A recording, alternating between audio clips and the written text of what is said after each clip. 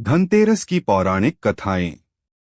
धनतेरस की कथा वर्णित की गई है, जिसे धनत्रयोदशी की कथा के रूप में भी जाना जाता है।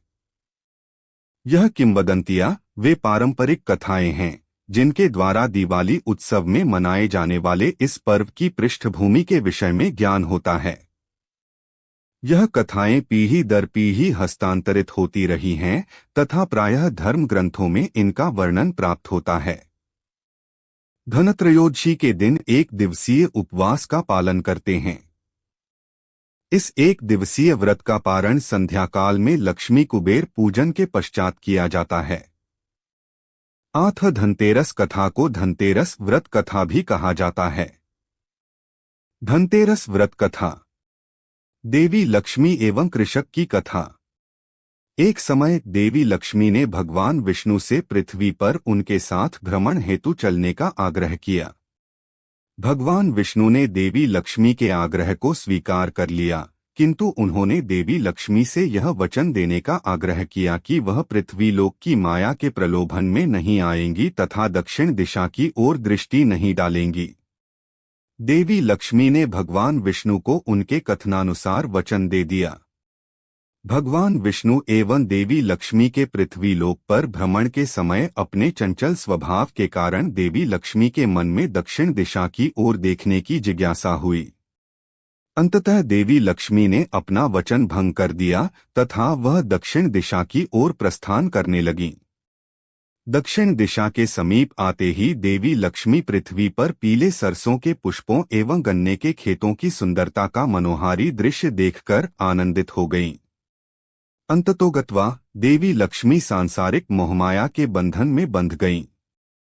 उन्होंने स्वयं को सरसों के पुष्पों से सुसज्जित कर लिया तथा गन्ने के रस का आनंद लेने लगीं।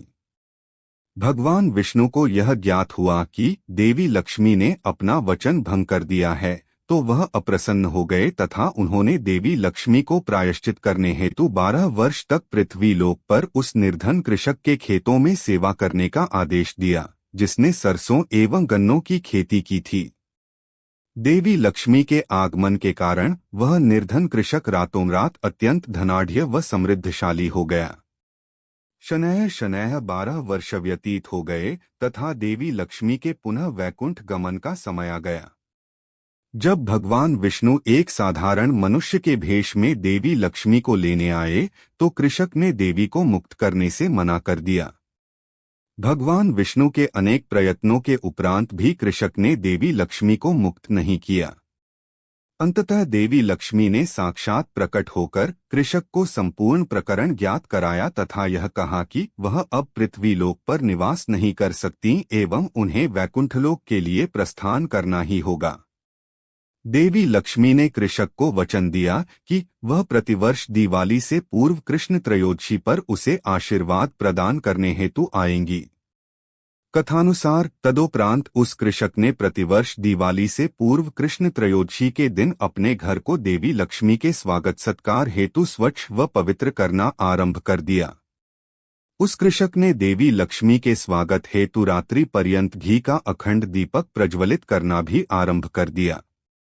देवी लक्ष्मी की प्रसन्नता हेतु किए गए इन अनुष्ठानों के कारण वह कृषक वर्ष प्रतिवर्ष अधिक समृद्धशाली होता गया। जब अन्य व्यक्तियों को यह प्रकरण ज्ञात हुआ, तो उन्होंने भी दिवाली से पूर्व कृष्ण त्रयोदशी के दिन देवी लक्ष्मी का पूजन करना आरंभ कर दिया। इस प्रकार भक्तों द्वारा धनतेरस अथवा धनत्रयोदशी के दिन कुबेर के साथ देवी लक्ष्मी के पूजन की परंपरा प्रारंभ हो गई। 2025 धनतेरस पूजा, धनत्रयोदशी पूजा। धनत्रयोदशी या धनतेरस के दौरान लक्ष्मी पूजा को प्रदोष काल के दौरान किया जाना चाहिए, जो कि सूर्यास्त के बाद प्रारंभ होता है और लगभग 2 घंटे 24 मिनट तक रहता है। धनतेरस पूजा को करने के लिए हम चौघड़िया मुहूर्त को देखने की सलाह नहीं देते हैं, क्योंकि वे मुहूर्त यात्रा के लिए उपयुक्त होते हैं। धनतेरस पूजा के लिए सबसे उपयुक्त समय प्रदोष काल के दौरान होता है, जब स्थिर लग्न प्रचलित होती है। ऐसा माना जाता है कि अगर स्थिर लग्न के दौरान धनतेरस पूजा की जाए तो लक्ष्मी जी घर में ठहर जाती है। इसीलिए धनतेरस पूजन के लिए यह समय सबसे उपयुक्त होता है। वृषभ लग्न को स्थिर माना गया है और दिवाली के त्योहार के दौरान यह अधिकतर प्रदोष काल के साथ अधिव्याप्त होता है। धनतेरस पूजा के लिए हम यथार्थ समय उपलब्ध कराते हैं। हमारे दर्शाए गए मुहूर्त के समय में त्रयोदशी तिथि, प्रदोष काल और स्थिर लग्न सम्मिलित होते हैं। हम स्थान के अनुसार मुहूर्त उपलब्ध कराते हैं, इसीलिए आपको धनतेरस पूजा का शुभ समय देखने से पहले अपने शहर का चयन कर लेना चाहिए। धनतेरस पूजा को धनत्रयोदशी के नाम से भी जाना जाता है। धनतेरस का दिन धन्वंतरी त्रयोदशी या धन्वंतरी जयंती, जो कि आयुर्वेद के देवता का जन्म दिवस है, के रूप में भी मनाया जाता है।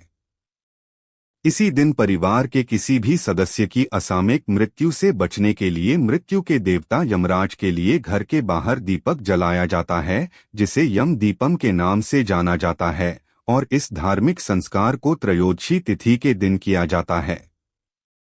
दृक् पंचांग के सभी सदस्यों की ओर से आपको धनत्रयोदशी की हार्दिक शुभकामनाएं। भगवान कुबेर। भगवान कुबेर देवताओं के कोषाध्यक्ष एवं यक्षों के राजा हैं। भगवान कुबेर संपत्ति, समृद्धि तथा वैभव का वास्तविक स्वरूप हैं। भगवान कुबेर धन संपदा तो प्रदान करते ही हैं, साथ ही संसार की समस्त धन संपदा को नियंत्रित एवं सुरक्षित भी करते हैं। अतः उन्हें संपत्ति के संरक्षक के रूप में भी जाना जाता है। कुबेर कुटुंब। कुबेर देव भगवान ब्रह्मा की वंशावली से आते हैं। वह महर्षि विश्रवा एवं देवी इलाविडा के पुत्र हैं। महर्षि विश्रवा का एक अन्य विवाह राक्षस कुल की राजकुमारी कैकसी से हुआ था, जिनसे रावण, कुंभकर्ण, विभीषण तथा शूर्पणखा आदि 4 संतानों का जन्म हुआ। अतः भगवान कुबेर दैत्यराज रावण के सौतेले भ्राता हैं। भगवान कुबेर का विवाह देवी कौबेरी से हुआ था तथा उनकी 4 संतानें थीं। उनके 3 पुत्रों को नलकुबेर, मणिग्रीव, मयूराज एवं एक पुत्री को मीनाक्षी के नाम से जाना जाता है। देवी कौबेरी को यक्षी, भद्रा तथा चारवी आदि नामों से भी जाना जाता है। कुबेर स्वरूप वर्णन। कुबेर का संस्कृत में शाब्दिक अर्थ विकृत अथवा कुरूप होता है। अतः अपने नाम के अर्थानुसार कुबेर को एक नाटे व मोटे पुरुष के रूप में चित्रित किया जाता है। उन्हें कमल दलों के समान वर्ण रंग का दर्शाया जाता है एवं उनकी शारीरिक संरचना में कुछ विकृतियां प्रदर्शित होती हैं। कुबेर जी के 3 पग हैं, मात्र 8 दांत हैं तथा उनकी बायां नेत्र पीले रंग का है। धन संपदा के देवता होने के कारण कुबेर जी अपने साथ सोने के सिक्कों से भरा एक कलश अथवा पोटली लिए रहते हैं तथा विभिन्न प्रकार के दिव्य एवं दुर्लभ स्वर्णाभूषणों से सुशोभित रहते हैं। कुबेर देव पुष्पक विमान, उड़ने वाले रथ की यात्रा का आनंद भी लेते हैं, जो उन्हें भगवान ब्रह्मा द्वारा भेंट किया गया था। इसके अतिरिक्त कुछ धर्म ग्रंथों में भगवान कुबेर को हाथ में गदा, अनार अथवा एक धन की पोटली लिए दर्शाया जाता है। प्रायः नेवले को उनके साथ जोड़कर देखा जाता है, परंतु कुछ ग्रंथों में गज, हाथी को उनसे संबंधित माना गया है। भगवान कुबेर पूजन तथा उत्सव। धनतेरस को धनत्रयोदशी भी कहा जाता है तथा यह कुबेर देव को समर्पित सर्वाधिक महत्वपूर्ण पर्व है। धनतेरस के अवसर पर भक्तगण कुबेर लक्ष्मी पूजन करते हैं तथा स्वर्ण आदि क्रय करते हैं। शरद पूर्णिमा कुबेर देव का जन्मदिवस है। अतः कुबेर पूजन हेतु इस दिन को अत्यधिक महत्वपूर्ण माना जाता है। जैसे कि त्रयोदशी एवं पूर्णिमा तिथि पौराणिक रूप से कुबेर देव से संबंधित हैं, अतः यह दोनों तिथियां भगवान कुबेर का आशीर्वाद एवं कृपा प्राप्त करने हेतु सर्वोत्तम मानी जाती हैं। कुबेर धन प्राप्ति मंत्र। 1. कुबेर मंत्र। यक्षाय कुबेराय वैश्रवणाय धनधान्याधिपतये। धनधान्य समृद्धि में देहि दापय स्वाहा। 2. कुबेर धन प्राप्ति मंत्र। श्री हरि क्ली वित्तेश्वराय नमः। 3 कुबेर अष्टलक्ष्मी मंत्र। क्री श्री कुबेराय अष्टलक्ष्मी मम गृहे धन पुरय पुरय नमः। कुबेर देव मंदिर, मध्य प्रदेश स्थित धोपेश्वर महादेव। यह मंदिर भगवान शिव तथा कुबेर के मध्य समन्वय को प्रदर्शित करता है। इस मंदिर में भगवान शिव एवं कुबेर की एक अद्वितीय प्रतिमा है, जिसमें दोनों देवताओं को संयुक्त रूप में दर्शाया गया है। गुजरात स्थित कुबेर भंडारी मंदिर, नर्मदा नदी के तट पर स्थित इस दिव्य स्थान पर कुबेर ने तपस्या की थी। लोक मान्यता है कि इस मंदिर का निर्माण भगवान शिव ने लगभग 2500 वर्ष पूर्व किया था।